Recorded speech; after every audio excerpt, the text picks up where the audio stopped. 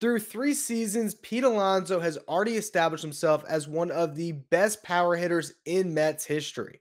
On today's show, I'm going to project out his 2022 season as I believe Pete Alonso will not only lead the Mets in RBIs this year, but lead the entire league.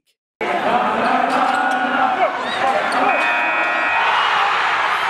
are Locked On Mets, your daily New York Mets podcast.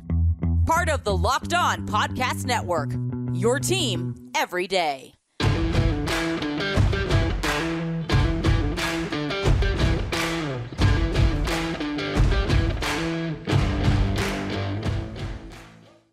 Hello to all you amazing Mets fans who are watching Locked On Mets, part of the Locked On Podcast Network, your team every day.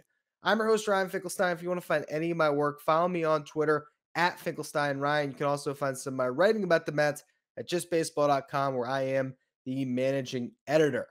Now, as we are leading up to the season, right now I'm doing this series called Setting Expectations for the 2022 season, where I'm going through the Fangraphs projections for each player and discussing what I expect and what the experts are expecting out of them in this upcoming season. At this point, it feels like we have plenty of time to get through the whole roster because the lockout is still ongoing as I'm recording this at around 7:07 on Sunday night. There's been no sign of a new deal. There was a deadline set for today, as you're listening to this, Monday, the 28th. If they do not come to terms on a deal, there will be games lost in the 2022 season, which is very unfortunate. It also impacts how we look at some of the stats for these players. But right now, we can still, at least for a day, hold out hope for a 162-game season. So Pete Alonso is projected to hit over 40 home runs this year and be a key cog in this Mets lineup. But I want to take you back a bit and just look at his place in Mets history right now. Because you look at the fact that he's had 106 home runs through 3 seasons, and one of them was a shortened 60-game campaign where he probably lost about 24 home runs, I think, because he was on pace for a 40 home run campaign based on plate appearances. So if you had factored that out, he'd be already in the 130s, which would put him right in line with Michael Conforto in the top 6 of all-time Mets home run hitters. He would be a season away from getting closer and closer to that top of the list there when you're getting to Darryl Strawberry, David Wright, Mike Piazza, Hundley, amongst others. So this is a ridiculous power threat that the Mets have just never had. And when we really look at Mets history, the two names when it comes to home runs that really are atop the list, it's Darryl Strawberry and Mike Piazza. Obviously, David Wright finishes second on the all-time list, but he played more games than either of those guys. So you look at home runs per plate appearances, you have Mike Piazza at 17.9 and Darryl Strawberry at 18.1. So one home run every less than 20 at bats. That is a very rare feat to have a slugger hitting home runs that frequently. When you look at Pete Alonso's career at this point, he's at 14.8, one home run in less than every 15 at bats. Now, this is skewed, of course, by a season in 2019 where he hit 53 home runs. And that was obviously during a season where we all believe the baseball was juiced. So maybe you want to factor that into the equation. But still, even with that, you look at this past year, and from July on, his home runs per plate, his plate appearances per home run was about 15.2. You look at the 2020 season, it was 14.9. So I really don't think it's that crazy to think that Pete Alonso, if he continues to be healthy and productive, will homer about once every 15 plate appearances for the foreseeable future, which will very quickly have him climb up that list. And I would not be shocked if we're talking about 2023, maybe 2024, if not 2025 at the latest, that he becomes the all-time home run leader for the New York Mets. So that is remarkable in of itself. But then you look at what he's done compared to the other hitters in baseball. Since 2019, Pete Alonso leads Major League Baseball with 106 home runs. Second most is Eugenio Suarez for the Reds at 95, And then you have Nelson Cruz and Matt Olson at 89. Now, you also have this stat called isolated power, which is a measure of a hitter's raw power that tells you how often a player hits for extra bases. And this is obviously a statistic that is going to bode well for the guy that's been leading the league in home runs. But with that said, you look at his ISO since 2019, Pete Alonso at 286 has been the best power hitter in baseball. The stats just tell you that is so. No one is better at hitting home runs. No one is a greater run producer in that capacity. Although when it comes to RBIs, he's fifth at 249, which I believe is more of a function of the team he's been on and some of the other struggles around him than Pete Alonso's dominance as a power threat. You look at his career slash line right now. Pete Alonso, a 256 hitter, 347 on base, 542 slugging. You look at what he did this past season, 262 batting average, 344 on base, 519 slugging. So the slugging down a little bit, the batting average up a little bit, the on base percentage about the same. I really think that Pete Alonso is this guy. There was a debate at the end of the 2020 season when Dominic Smith had the incredible year he did, and he played a lot of first base, and Pete was the DH, and there was this wonder of who is the guy moving forward. We knew Pete Alonso was likely the guy. He was at least going to be the team's DH of the future, if nothing else. But who was going to be the future first baseman? Could Dominic Smith still have that role? After the down year he had and another consistent season by Pete Alonso, there's no question. He just hit 37 home runs in 152 games. His WRC plus was 133. Again, that is weighted runs created plus, measuring hitters based on a league average of 100. So 33% better than your league average hitter. For his career, his WRC plus is 136, if I'm not mistaken. Yeah, 136, which is the ninth best mark in all of baseball since he debuted. And his slugging percentage at 542 for his career is ninth as well. Bottom line, I think this is who he is. Every year, I would expect Pete Alonso to hit somewhere between 240 and 270, somewhere in that range. The on-base percentage likely won't change. He'll be right around 350, and the slugging percentage is always going to be over 500. And when you look at the improvements he's made defensively, which we can talk about a bit, and you look at the type of character he has, I mean, to me, I've already done a whole show about why the Mets should be extending Pete Alonso now. This is a guy you build around. And I mean, you even look at the breakdown of this past season, and we already talked about the composite and how he ended up hitting 37 home runs. But if you really dig deeper into his numbers throughout the year, from July on, he got so much better, hit 24 of his home runs from that month on. The second half, he hit 275 with a 361 on base percentage, a 560 slugging percentage with 20 home runs, a 147 WRC plus. You also look at the strikeout percentage this past year, another great improvement by Pete Alonso. In his first two seasons, that strikeout percentage was over 25%. This past year was at 19.9. So he's even cutting down on the strikeouts. He's showing more discipline at the plate, and he's only going to get better, I believe, as we get into the future. And that's what I'm going to talk about in just a minute. I want to go through the Fangraphs projections, what they see for his upcoming season, and then I'll give my take on why I still believe that Pete Alonso is not only going to lead the Mets in home runs and RBIs, but lead the entire league in those departments in this upcoming season. Football might be over for this season, but basketball is in full steam for both pro and college hoops. From all the latest odds, totals, player performance props, to where the next 5 coaches is going to land, BetOnline is the number one spot for all your sports betting needs. BetOnline remains the best spot for all of your sports scores, podcasts, and news this season. And it's not just basketball. BetOnline.net is your source for hockey, boxing, and UFC odds right to your Olympic coverage and information. Head to the website today or use your mobile device to learn more about the trends in action. BetOnline, where the game starts.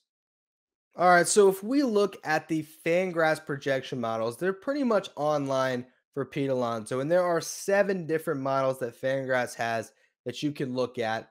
5 of the models all have him with the identical 259 batting average. All of them have his home runs between 40 and 42. All 7 models have him hitting at least that 259 with a 348 on base percentage and a 514 slugging percentage. The biggest variance there was in the slugging percentage. The on-base percentage for all 7 models was, within 10 of each other, as was the batting average. So you look at the slugging percentage, they had between a 514 slugging percentage was the lowest model, and the highest was at 537. All the models have been playing between 150 and 152 games, with roughly 650 plate appearances and between 104 and 112 RBIs. So because Pete Alonso has been healthy, I mean, he did have one IL stint this year, but it was a 10-day stint, and he got right back in the lineup, missed those 10 games. Altogether, you look at what he's done, and he is just maybe the most consistent player on this roster when it comes to projecting out his season, where I think everyone kind of knows what to expect at this point from Pete Alonso. He's going to hit 40 home runs. As I already said, he's going to get on base at a 350 clip. And also, he's going to provide surprising defense at first base. I actually think that you can really make the argument, and I will in the next segment, that he's a top 10 defensive first baseman in baseball right now, which we could not have even envisioned when he made his debut in 2019. But I want to talk right now about why I believe he is going to lead the league in home runs and RBIs, particularly RBIs.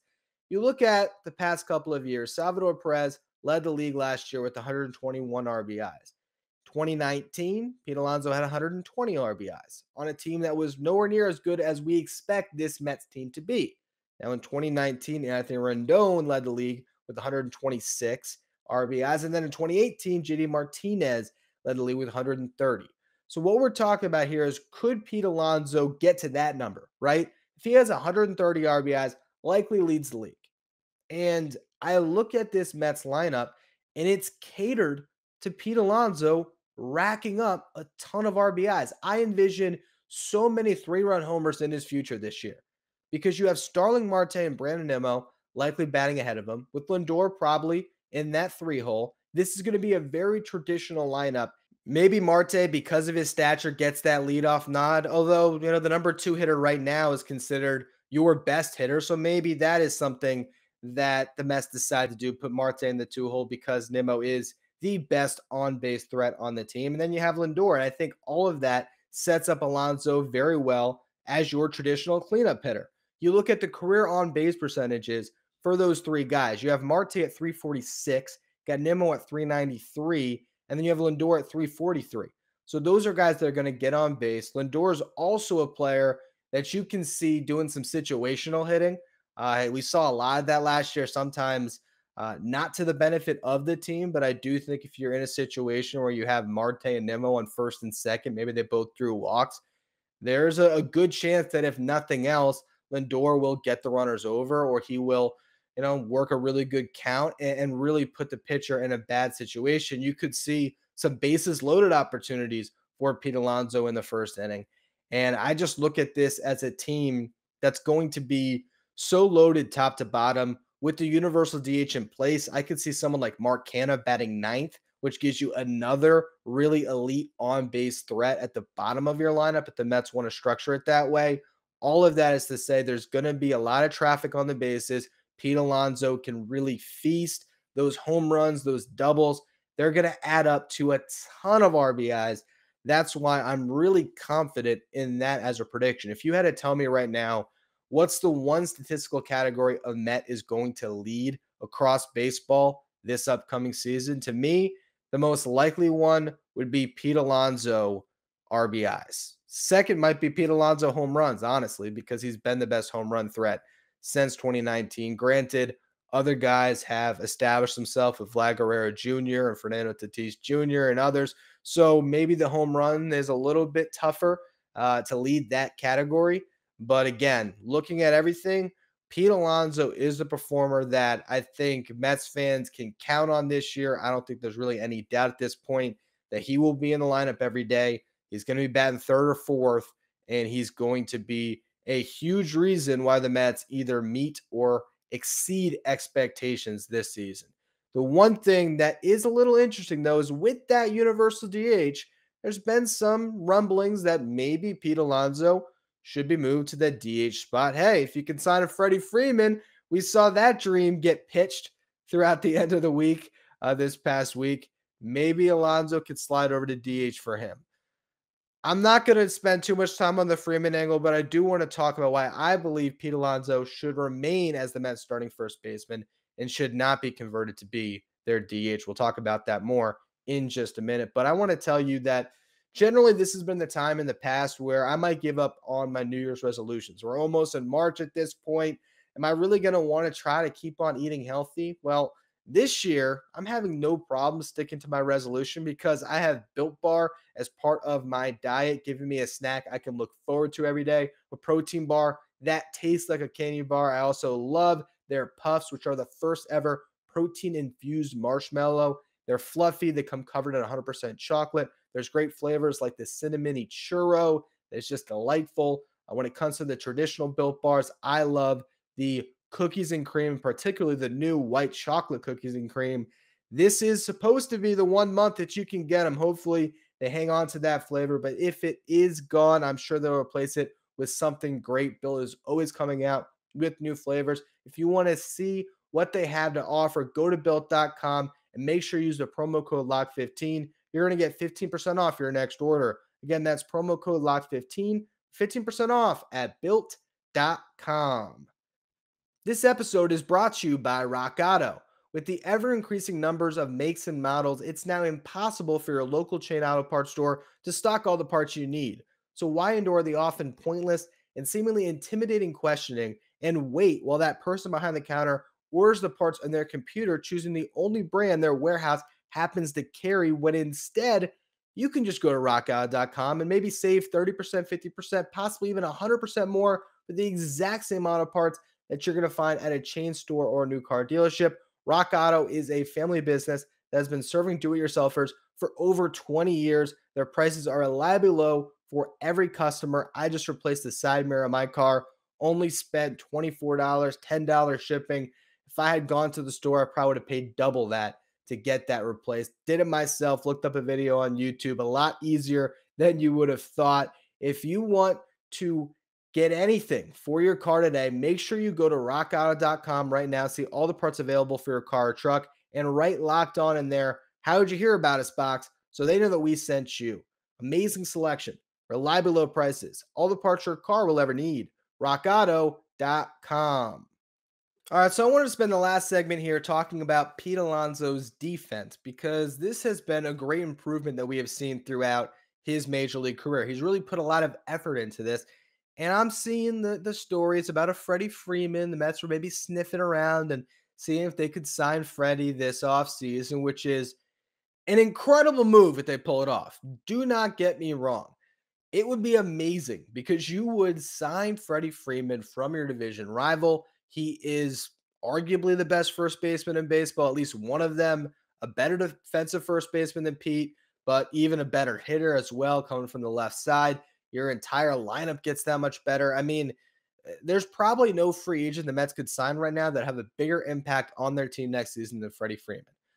With that said, I don't see that happening, partially because it's, Freddie Freeman in a Mets uniform. Then again, I would have said the same thing about Max Scherzer in a Mets uniform. So money talks, and there is still a chance. But until we actually get reporting that these are ongoing negotiations, once the lockout ends, the Mets really are in on him, I'm not going to take too much from the fact that the Mets called his agent, because a lot of teams, I'm sure, called his agent and try to get a sense of what he's looking for. Right now, sure, the rumblings are that he might leave the Braves, and that's great for the Mets. But I would not be just rushing in and putting the over-the-top offer to land Freddie Freeman when you don't necessarily need to address the position. If they do it, great. But I just want to dispel any notion that Pete Alonso is not a capable defensive first baseman, because he is. Granted, the 2020 season wasn't great for him defensively. He posted -5 defensive runs saved, -5 outs above average, but he wasn't getting consistent playing time at first. He was back and forth between first base and DH. And we've seen a much larger sample size this past season of him being an above average defensive first baseman. He went from 1 defensive run saved in 2019 to that bad -5 mark in 2020 to being worth 5 defensive runs saved in 2021. That was the 6th best mark among all first basemen in baseball. You look at outs above average, which is the defensive metric I generally lean towards more. He was worth -6 outs above average in 2019. Then, as I already said, 2020, once again, -5. This past year, 2 outs above average. And early on in the life of my YouTube channel here with Locked On Mets, I did a video at the time where I was discussing an article I had written about Pete Alonso's case as a Gold Glove candidate. And at the time, he was right behind Anthony Rizzo when it comes to outs above average. He was right atop the list. Now, as the season wore on, his outs above average did go down a pretty decent mark, but that was because of some bad defense going to his right. That is the one weakness in Pete Alonso's game as a defensive first baseman. He's generally really good around the bag, really good receiver. He picks balls well, and he's elite going to his left. Guarding the line, Pete Alonso this past year was worth 4 outs above average, the best mark in all of baseball for first baseman. So no one guards that first base line better than Pete. Obviously, as a righty, his glove side is to the left, so that makes sense. Now, we've seen over the years, he gets a little over anxious to his right, maybe tries to guard a little too much ground over there. And to his right, he was worth -6 outs above average. So that really dragged down his overall rating as a first baseman. But you look at going in on the ball, he's great at that as well. +5 outs above average, the second best mark in baseball to Paul Goldschmidt. Going back, he was worth -1 out above average. And that is how you get to that altogether score of 2 outs above average, which was still the 9th best mark in all of baseball. He was 8th best in runs prevented at, I believe it was 2 runs prevented. Overall, you look at runs prevented, outs above average, and defensive run save. He is without a doubt a top 10 defensive first baseman in baseball. When we were talking about a guy heading into his rookie season that had Dominic Smith on the roster simply as a defensive replacement late in games, the improvements have been stark. They've been really impressive. And I just don't want to push him off a position that he can only grow into more. I would not be stunned at this point if Pete Alonso won a Gold Glove. I'm not saying it's probable. I'm not saying it's likely. I don't think it would happen. All I'm saying, though, is now I'm at a point where I would not be stunned if it ever all came together for him. If he was able to change the narrative around him enough and post defensive stats that were good enough to warrant that award that he already said he wants to win at some point in his career. When he said that after the 2019 season, I thought it was ludicrous. I thought there's no chance he'd ever be in consideration. And then we were in late July, I believe. And again, at the time when I made the video and I wrote the article about it, he was in line with Anthony Rizzo as being one of, if not the best defensive first baseman based on outs above average. So to have sustained that level of defense through that amount of games into a season was really impressive. Could he put it all together one year? Maybe. But the bottom line is, regardless of Gold Glove or not, which again is still far-fetched, the bottom line is he's not a detriment defensively. And he's turned himself into a positive defender. He's helping your team defense over at first. So even with the DH, I would DH Dominic Smith over Pete Alonso at this point. I just would. If you were in that position where both of them are going to be in the lineup, Pete's my first baseman. And unless you would be signing someone who is as established as a Freddie Freeman, there's really no one I think that could get brought into the Mets that I would push Pete off first base for, because I think he's gotten to a point where he's an asset. And also, I don't want to pull him away from the position and get him rusty, because you never know when you're going to need him. And his value as a first baseman that hits 40 home runs is simply greater than his value would be as a DH that hits 40 home runs, because you can now keep that DH spot open for maybe the next Pete Alonso. The next Pete Alonso, in my opinion, is Mark Vientos, who I have dubbed that in a video and in a podcast probably a month ago at this point. I really want to see both those guys in the same lineup at some point this season. And the best way to do that with Vientos' own defensive liabilities is to keep Pete Alonso where he's been thriving, and that's at first base. Regardless, though, as we project at this upcoming season, there's no one that I'm more confident in that he's going to meet expectations than Pete Alonso. So for him, I'll say this one, LFGM.